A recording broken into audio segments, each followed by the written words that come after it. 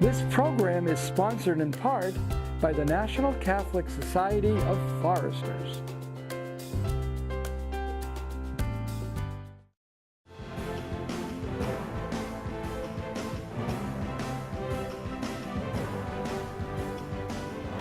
Hello again, I'm Jim Grant, welcoming you to another edition of Looking at Social Justice.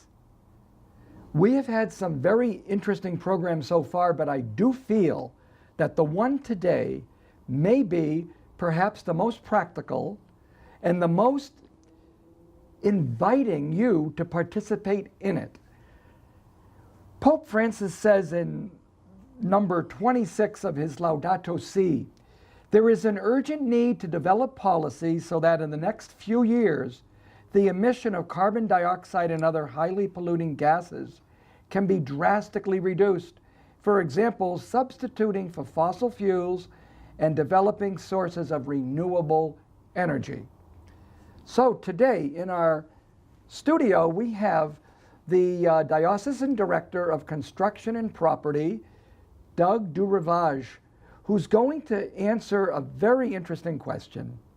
How do we, Doug, as a nonprofit diocese, take advantage of and surmount the challenges of creating a sustainable future for our own properties and engage in solar energy? Where do you want to start? What do you want to tell us about the challenge and some places where you have definitely seen, in 5 different sites in particular, tremendous progress being made since Laudato Si? Okay, well, a nonprofit entity like our diocese has very unique challenges in how to fund and make feasible any type of a project like a alternative energy generation, project. Because we're a nonprofit, we don't share in the benefits of the tax credits and so forth that ultimately lower the retail price, if you will. And so we have to look for ways to do that. There's many different ways to acquire solar. The two that are really available to a nonprofit are either pay cash, in which case there is no tax credit available to the nonprofit, so you are paying the retail price, or through a power purchase agreement. A power purchase agreement is a very simply an agreement with a third party that produces power. In this case, they produce it via solar panels that are installed on your property or on our property, and we buy power from them at a lower rate. Okay, the power purchase agreement and the challenges to that are that they are a long-term agreement, generally on the order of 25 years, and therein lies, for most nonprofits and certainly for our diocese, the challenge of how do we manage a 25-year contract when we're not really certain, in say 5-year intervals, what that facility is going to look like. How is it going to be used? How much power are they going to generate? Because the agreement is all about buying a fixed amount of power and guaranteeing that you're going to buy a fixed amount of power. Essentially, whatever is generated by that array, you're guaranteeing you're going to buy it. So that's, in the simple version of it, how we do it. We don't pay cash because there's no advantage to that, and there's so many demands on the cash that we do have in every parish and all the ministries in the diocese. A little there is. Just a little. So we have to, take advantage of those options that we've got that make sense. So that's how we do it, is through a PPA.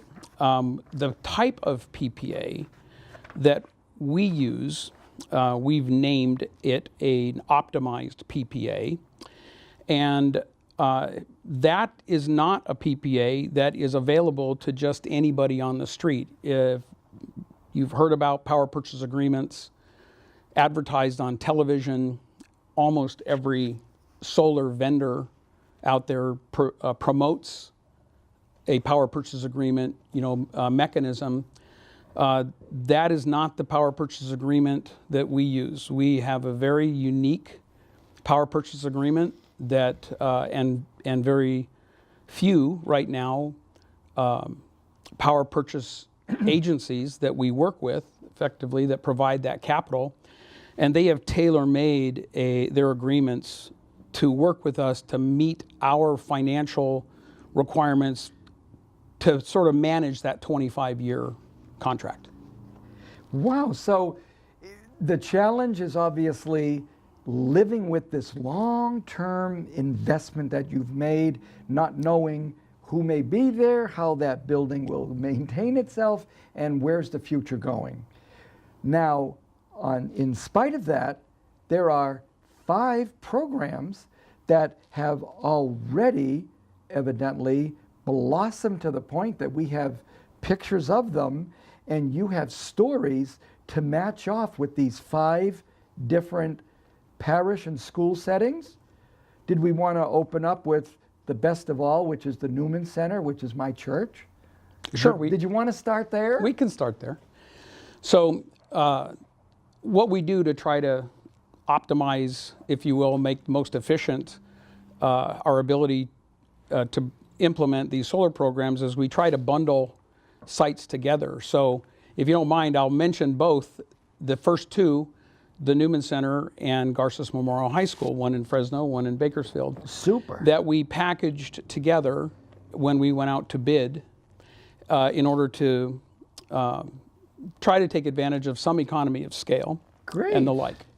But essentially that's what happened. So they both started at the same time, but the Newman Center, because of just the unique aspects of its site, also a slightly, well, not slightly, it's a lower amount of power, and so a smaller array compared to Garces. It moved along quicker and faster, and actually was completed first, but it wasn't long afterwards that Garces came along. So it takes about, and this is just generally for any site, it takes anywhere from 4 to 6 months to start the process of evaluating and developing what we call a reference design, which essentially means once we've evaluated all of your electrical and energy demand requirements, how much power do you use annually, and have you become as efficient as possible with your energy usages? In other words, have you taken advantage of upgrading to LED lighting to lower the amount of power you use? Are you looking for, or have you changed out your air conditioning systems to new systems, or are you planning on that? Hopefully you're planning on that, to substantially reduce the amount of power that the site utilizes starting out. And so you develop a reference design to evaluate how big is the array, and then also what are the different locations that the array might fit on within the site. The Newman Center had some unique opportunities because of its existing facilities, both the original facility and the new Cardinal Newman Hall in the back actually had some roof areas that were very viable and reasonable to consider, installing arrays there, all or part or not. As it turned out, because one of the variables of evaluating the cost of an array is where do you have to connect to, where is your meter, it ultimately was determined that the most economical way to do this was to actually not put it on roofs, but build a solar parking structure, if you will. And in most cases, that's where we're going. We're finding out that there are other issues involved in trying to put panels on a building, even though it's less expensive in the outset to put on it. There are other factors involved that, like what happens if you ever have to replace the roof. Yeah. You don't want to have to go to the cost of taking a panel down. So we did those. you have to go, so once you decide where you're going to build it, then you go through a permitting process, design that structure, get a building permit, that normal construction process, and then with a permit, go under construction to get it done. So it takes 4 to 6 months on average, from start of let's go do this, get a reference design, to we're done, we're finished, and the utility company has come out and is now giving you credit for the power that you are now generating. And I'm using you globally, you meaning the PPA is getting the credit for it, and now they're able to sell power to you at a lower rate. Well, the Newman Center community, we are very, very happy with that wonderful addition. And you wrote an article in the Central California Catholic Life back in May, and the picture is there, where we also have one during this program to show people what it is that is our array. So while that was going on, down 99, we've got Garces High joined in the project in some way, but also independent. What happened at Garces? How did that program develop? How's that gone? So Garces project was very similar, but larger, just because the sheer size of the campus, number of buildings, and how much power they generate.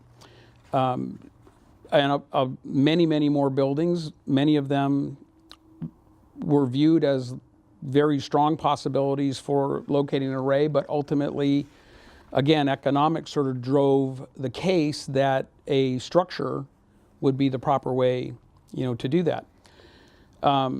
It's important to note, and it's part of our program, the way we do run this is, we develop a reference design. So a reference design was developed down there for their program, and then we go out to competitive bid with that reference design.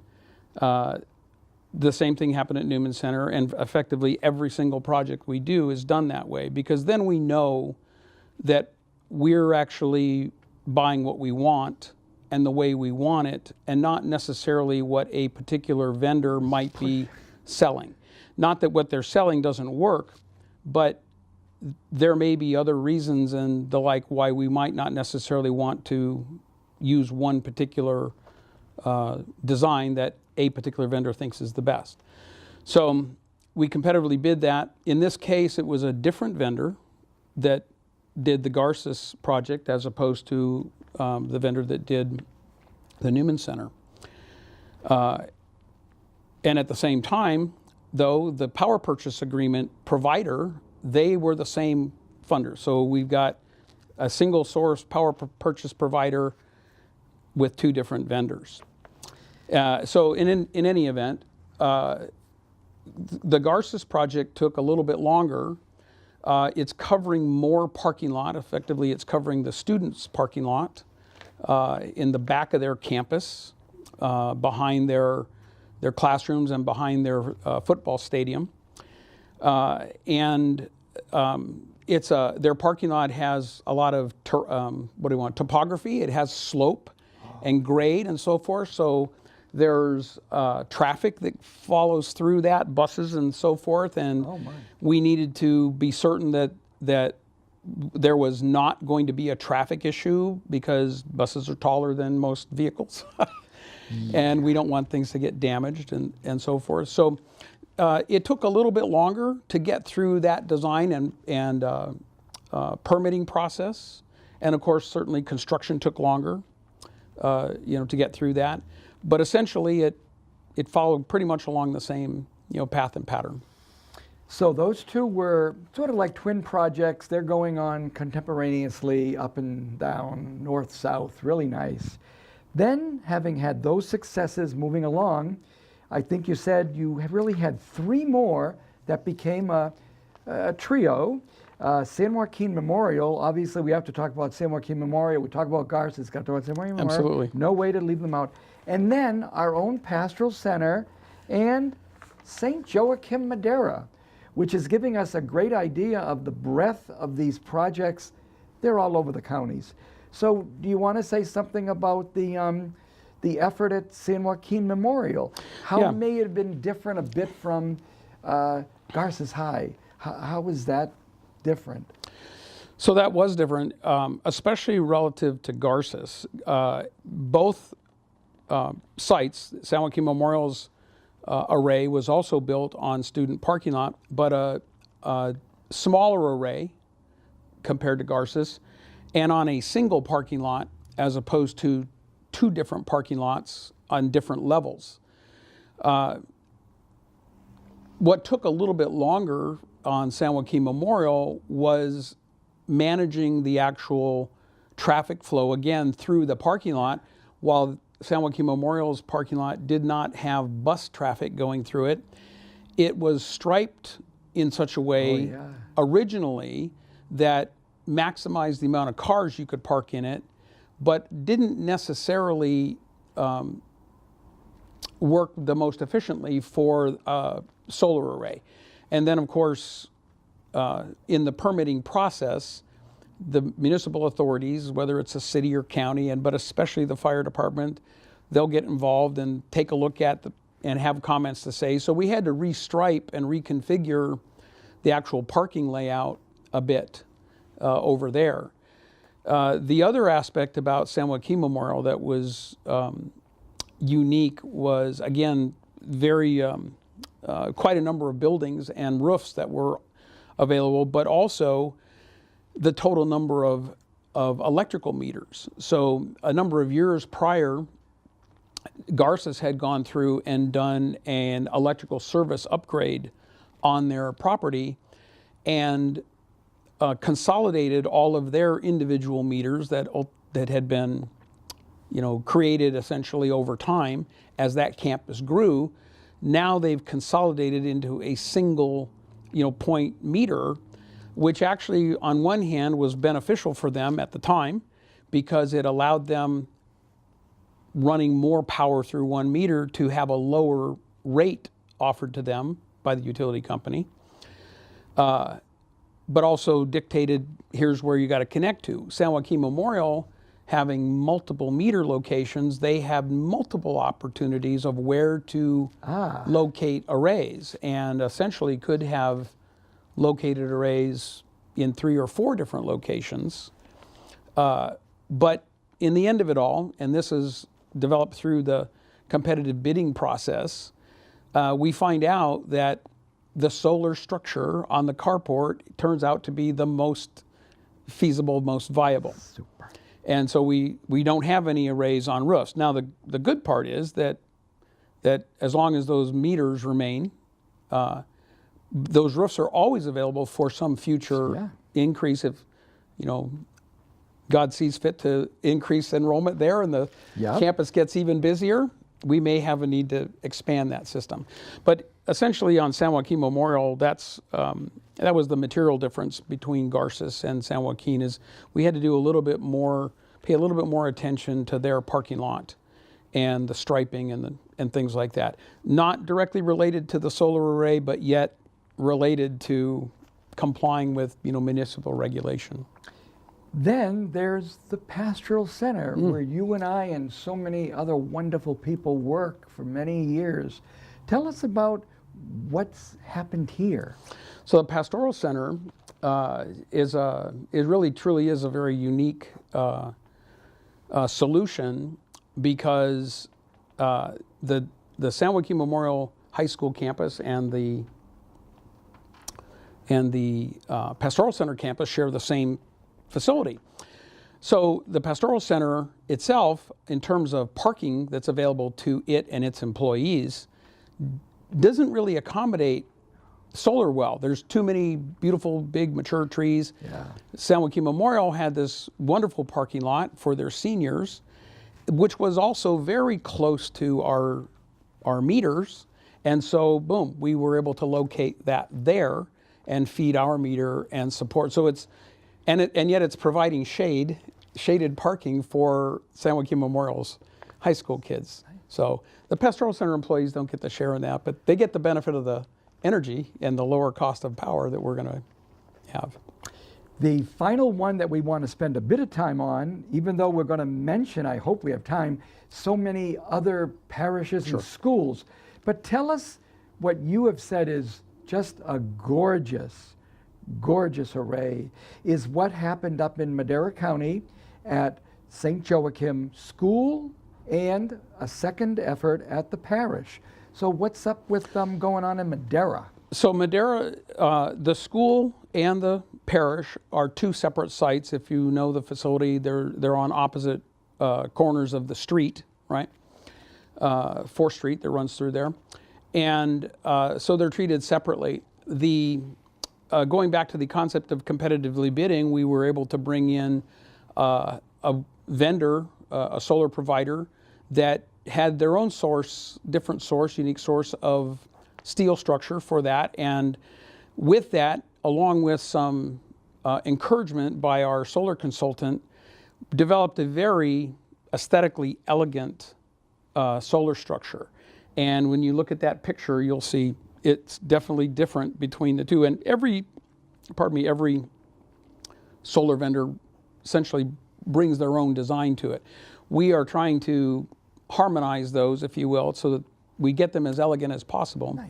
But the other unique thing about that, and this we're seeing, I believe we're going to see more of, is that in Madera, the city required us to actually go through a little more extensive permitting process because of the entitlement. They took the approach that this is actually a building structure, not just a structure to support utility, and I'll explain that just briefly.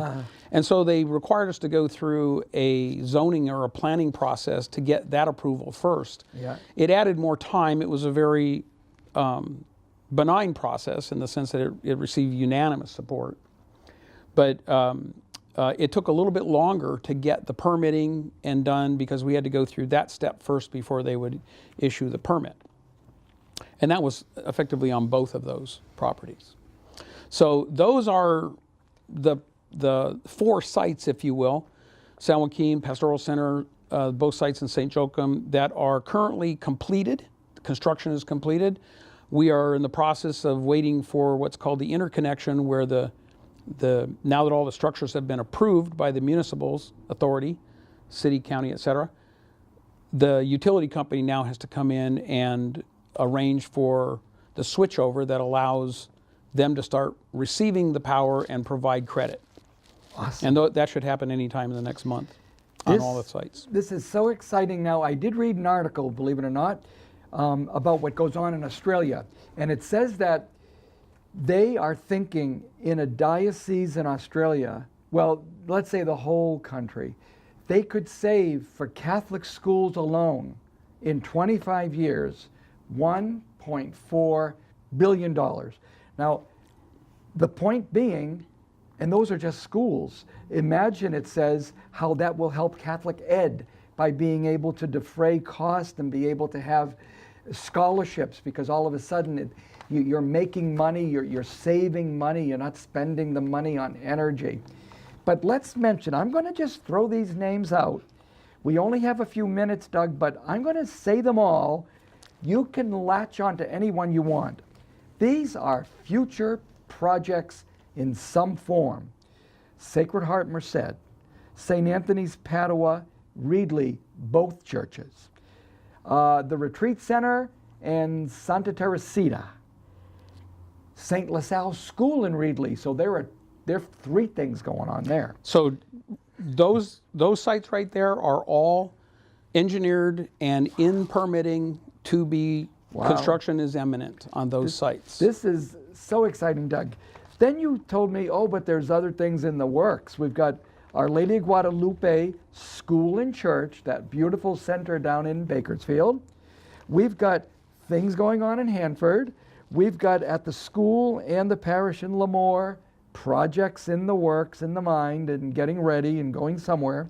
Holy Spirit Fresno, OLPH Clovis, and St. Joseph's Los Banos. He's got How do you survive with all these projects? So that's a handful of the 11 sites that we've just completed the bidding process on and evaluation, and we're about to make a presentation to the finance, so our CFO, on why and how these are feasible, and encouraging that we sign up and get those things going. So, and then there's another, the next bundle after that, about 12 more sites. I don't have all the names of those. Wow, that's amazing. There's the success of the earlier ones, starting with the Newman Center, Garces, that has propelled and shown that we can actually really do this. And there is a benefit beside and in addition to Laudato Si, and encouraging not just each other within the diocese entities of parish and school, but also to our general community, our businesses and our residences, our parishioners, that everybody needs to be responsible for this. Because this same benefit that we're getting for us through a PPA is available, and even in many ways more so, to everybody that owns a home or has a business and so forth. Well, you know, this was our first of a series, Doug, because you just almost introduced us to this possibility. But it's not like there's one pilot out there and let's live and see if this works. Many are already up and running, others are waiting, others are in the works, others are just waiting their turn. So we want to encourage all of you out there to be excited about the possibility of looking at solar energy as one form in your parish, but also to look at other ways to being ecologically sensitive. And one thing that's very important is we're talking about saving money. That's one part of it. But I would hope that we'll go along with the rest of the Pope's message. Care for the earth, care for the poor. So you would hope, and maybe Doug will tell us this already has happened, the investments that are made that do render a benefit to the parish for succeeding at this, reducing fees and costs, obviously we are looking at investing that in the poor people, right? To, in other words, be able to share more than to just hoard the gain. Well, I believe that is the case. Every single project that I'm called to present to finance councils and boards, et cetera, parish councils and what have you, it's always about how can we save money so that we can do more with what our limited resources are to carry out our ministry. That's ultimately why we do this, is so that we can use those funds where they're better served to do what God wants us to do. So, I really want to use this program as the beginning of what will be featuring diocesan offices here at the diocese. I think Doug would be the first one to be able to so clearly show what his office, which is not a very big office. No, no. How many of you do you want to feature here? Well, there's only 4 of us, soon to be 5. Wow, good. But that manage all of this. All of this, and as many as over 100 contracts at any one point in time. If that's what Doug does, there are other offices that are doing marvelous ministry on a shoestring. So we hope you enjoyed Doug's initial presentation of what it is that the Office of Construction and Property does for the diocese. He may come from St. Anthony of Padua in Fresno, but that's not where they're building these things. He is helping the rest of the diocese invest in the future by investing in solar energy. Till next time, God bless.